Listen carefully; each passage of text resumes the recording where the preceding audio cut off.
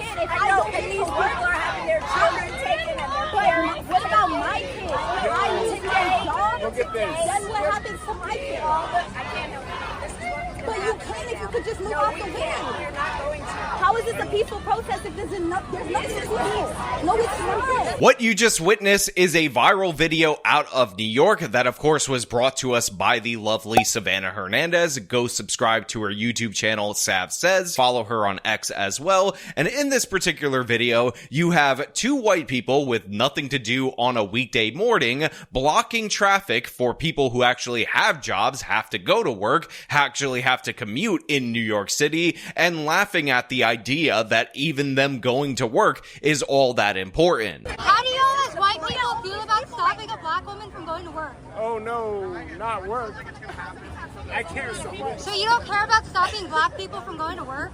Look at this line that you guys are causing. I'm not causing no problems. I'm not trying to. We're just trying to leave. Now, of course, it has been noted and was noted at the time by Savannah Hernandez that they are blocking a black woman from going to work as white people, and how can they justify this in their leftist orthodoxy? But of course, these two individuals right here don't give a damn. This man has become a living meme, and the reason why is because these people are under the impression that whatever their cause is supersedes anything that is going on in your day-to-day lives. These are the most selfish people on the planet, and they think the cause of illegal immigrants is more important than people getting to work. And I just want to point out that the racial component is often highlighted in this particular video because it's so obvious and produces so many contradictions in ideology for the left wing. But in reality, if the races were reversed, we should be just as angry at these people that are blocking people from going to do their jobs, that are risking some kind of penalty for them just because they're angry at federal law being enforced. And in reality, what they're angry at is losing the election. Again, they're doing all of this for illegal immigrants at the behest of a bunch of different multinational corporations like Walmart, who, by the way, is actually funding the March Against Kings or whatever the stupid protest that is set for Saturday, June 14th actually is. And it's just absurd. And that's what we're going to talk about today. There's a very, very peaceful rioting that is going on all over the country now because it's so much peace that we just have to discuss it. But before we do, I want to thank everybody who supports this channel via actualjusticewarrior.com/join. Give me the money. Give me the money. Okay? Large group of people. It could turn very volatile if you move law enforcement in there in the wrong way and turn what is just a bunch of people having fun watching cars burn into a massive confrontation and altercation between officers and demonstrators. So look, obviously at this moment in time, I've had enough of the footage that we're seeing across the country because blocking roads, destroying storefronts seem to be the tactics that the left wing just loves doing. And the fact is, this is a consequence of almost none of these people being held accountable during the Black Lives Matter riots. And I'm willing to bet that the very same people that were destroying things and blocking traffic back then that were never held accountable are also the same people at these pro-Palestine, pro-Hamas protests, and are also the same people blocking traffic on behalf of the illegal immigrants. Now, by contrast, from New York to Florida, Ron DeSantis decided it would be a good time to remind people in Florida of the fact that they have the right to defend themselves when their cars are being blocked off and they're being attacked in this absolutely iconic clip from the Rubin Report. And we also have a policy that if you're driving on one of those streets and a mob comes and surrounds your vehicle and threatens you, you have a right to flee for your safety. And so if you drive off and you hit one of these people, that's their fault for impinging on you. You don't have to sit there and just be a sitting duck and let the mob grab you out of your car and drag you through the streets. You have a right to defend yourself in Florida. I know a lot of people are still salty about Ron DeSantis trying to run for president against President Trump, but the fact is, the man is still one of the best governors in the entire country. Now, of course, the left-wing media has been in overdrive trying to pretend that these riots are not, in fact, riots. They deny that they exist, a la Maxine Waters saying that there's no violence. And even those who were out of step with what we are advocating, peaceful protest, did not create any violence. Nobody was shot. Nobody was killed. Get it in your head. And so when martial law is called, what are you going to say? I missed the point. Don't miss the point, you all. Don't think that somehow, because they called out the National Guard, there was violence. There was no violence. I was on the street. I know. But at the same time, they also say that all the violence was caused by the evil orange man. In fact, we have Karen Bass, Gavin Newsom, all these different various politicians making the case that the rioting in Los Angeles that clearly and obviously started prior to the National Guard deployment happening is actually a reaction to the National Guard. And the only way that we can stop the rioting is if we never enforce any federal laws. But the real solution of all of this is for the administration to stop the raids. We have heard that these raids might take place for the next 30 days. We don't know how many are going to take place in a given day. And you just think about the disruption to families and the disruption to our local economy. Essentially, we're supposed to give in to the hostage takers who have taken our major cities and our major highways hostage based on this particular cause, and that will solve all of our problems, when in reality, if you gave in to these people, what would actually happen is that they would just block traffic for absolutely everything. They would destroy businesses for absolutely everything, because we would tell them that that tactic works. What we actually need to do is crack down on these people, initiate their arrests. And by the way, there's a bunch of footage of NYPD officers doing just that. Some of it's violent, so I can't show you it right here. And I give them credit where credit is due for not standing for this absolute nonsense. But the thing is, the mainstream media gaslighting is off the charts on this particular issue. I saw this headline from a news report out of Oakland, I believe, that says that a store was broken into, a shoe store, and ransacked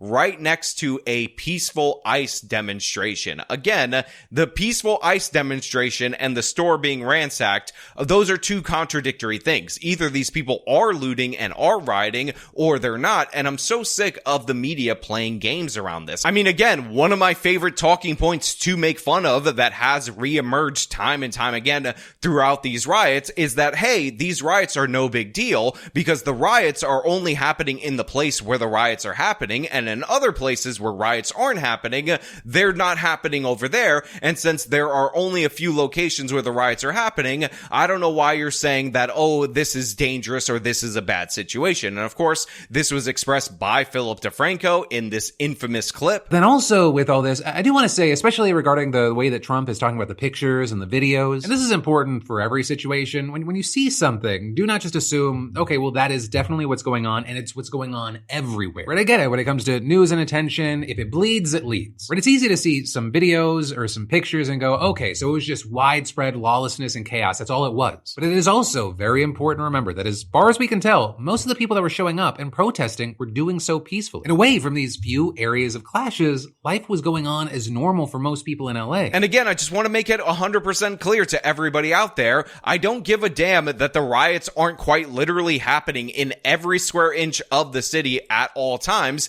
In reality, they are happening. They're not just people out there looking to watch cars burn for fun. Hey, understand, is not to say that there are not opportunists in the mix just excited for the chance to see a car on fire. These are people that are actively setting those cars on fire, and of course, in most of these cases, they're burning the American flag while raising foreign flags in order to do so. But again, back to our original clip where we have this individual who, of course, is like, work. He's so put off by the idea that it's a big deal that this woman can't get to work. And one of the reasons behind that is because many of these people that are backing these riots don't have real jobs. A lot of them are trust fund brats that have their parents subsidizing their rent. And I would be not surprised at all if that were the case for this individual right here. And this is the real conflict that is going on in our country right now. Because if you look at the polling, even the polling amongst people who immigrated legally to the United States of America and became citizens, what you'll find out is that despite the rioting, despite the chaos being generated by the left,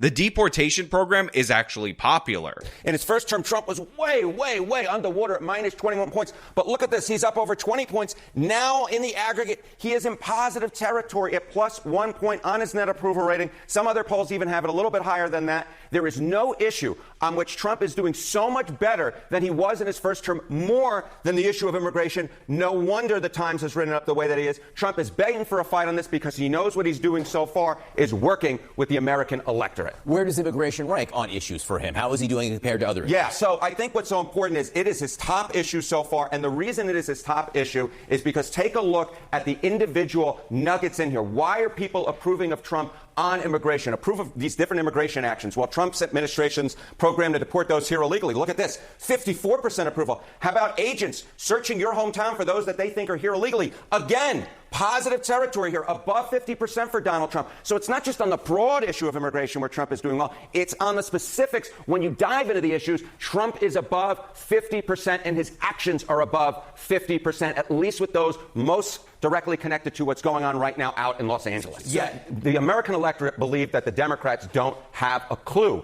on the issue of immigration. I mean, you could just take it here. Closer to trust more in immigration, Democrats versus Republicans. Got 3 different polls for you across the board. They all tell the same story. Republicans lead on the issue of immigration. You see it here, CBS +6. You see it here, CNN +6. You see it here, Ipsos, even bigger, +19. No matter what poll you look at, no matter which way you cut it, the American public is with the Republicans. The American public is with Donald Trump, and to a much greater extent than they were in term number 1. And it's not just on the broad issue of immigration, it's on the specifics as well, in which the American public is with Donald Trump and the Republicans. And that is why Donald Trump is eager to take on this fight and eager for those scenes out of Los Angeles. Now, again, that was the overall deportation programs and the specifics. But like I said before, it's even popular among people who came here legally and became citizens. In fact, they are the most supportive of this. Start off on the fact that immigrant citizens, immigrant voters, foreign-born voters have gone tremendously to the right on this issue in 2024 and 2025 versus where they were in 2020. Closest to or trust more in immigration. You go back to 2020.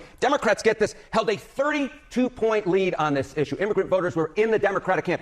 Jump forward to 2024, 2025. Look at that shift, a 40-point shift to the right among immigrant voters. Republicans now lead on this issue by 8 points over Democrats, more so than any other group that I could find. The group of voters who became more hawkish on immigration were in fact immigrants themselves, immigrants who are registered to vote in this country. Now, of course, these are near 50-50 numbers, so again, in more left-wing areas, obviously they're going to be more unpopular, but it begs the question, outside of corporations like Walmart that are funding the anti-Trump protests based on immigration and tariff grounds, who is actually behind this? And again, a bunch of these kids are trust fund brats with nothing to do on a Tuesday morning because they don't have to work for a living that are out there engaged in the riots. And in addition to that, you have the Democratic Party that has been endorsing the militant arm of their party, creating riots, creating violence, and creating chaos in the line of forwarding their agenda. Now, I've said it before and I'll say it again, the stories of widespread illegal immigrants voting in our elections are not actually the reality, but what you don't hear about often enough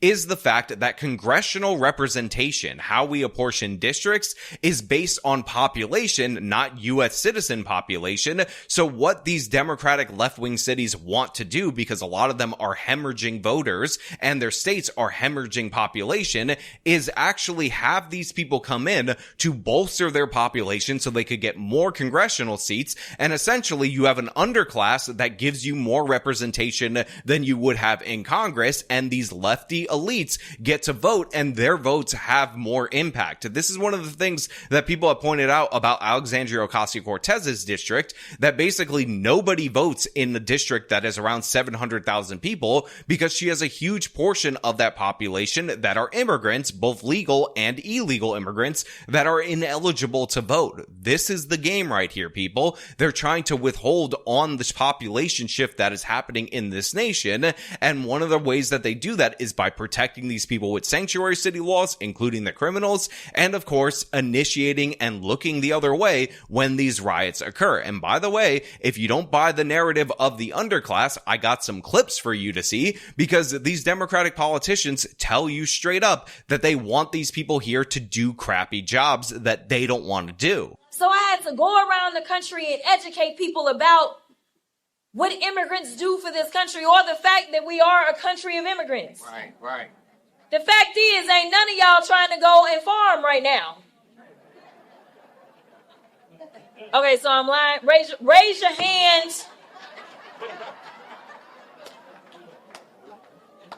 You're not. We done picking cotton. We are. You can't pay us enough to find a plantation.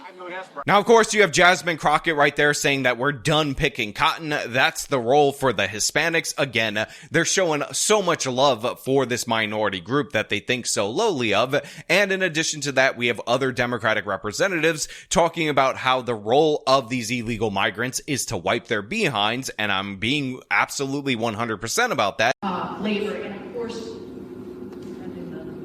we have to come to a place in Congress where it is no longer a political issue, but we see it as an existential issue for the country. If we don't have avenues for people to come here legally to work or to build a home here, I'm going to be really crude right now. We're not going to have anybody around to wipe our asses because we don't have enough people. So yeah, while there's definitely a bunch of left-wing local municipalities that are trying to give immigrants the right to vote in local elections, in reality, that is not their large-scale plan. The large-scale plan is to import all of these people from the third world, have that bolster their congressional representation so they can get more tax dollars from the feds so that they can maintain their power. And in addition to that, these wealthy liberal elites want their servant class. They want their nannies. They want their cleaners. They want the people to wipe their butts and pick the cotton because this is what they think of those people. That's the dirty little secret of the Democratic Party, is that they want these people to come into this country to work under the table in the shadows in order to meet the goals that they actually want to engage with. But you know what? Those are just my thoughts. I want to know what you guys think down in the comments below. If you like the video, show them by leaving a like, subscribe for more content, follow me on my social media, support me via the support links in the description of this video. This has been me talking about the very overwhelmingly peaceful riots. Till next time.